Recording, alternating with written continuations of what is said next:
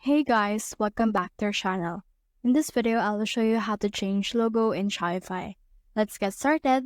So in order to do that, what you can do is you can head over in here on your settings. And then once you're in here, the next thing you need to do is you need to head over and scroll down until you can see this brand.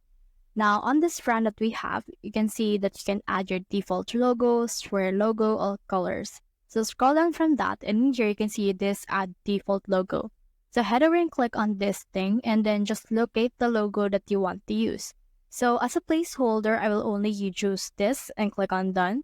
But for you, just head over and locate your logo. Now you can also add in here a square logo that you want. But once you have added that, head over and save this. Now as you can see, branding has been saved. Now let's try to view our online store. So let's wait for this and click on this view your store. And then this will open our store, and as you can see, this is what it looks like right now. So let's head back to our Shopify right here and then click on this customize option. Then once we have done that, it will open a Shopify editor. Now the next thing we need to do is we need to click on this settings icon right here, which is theme settings. Now click on the logo and then click on the select image and then select the logo that you have.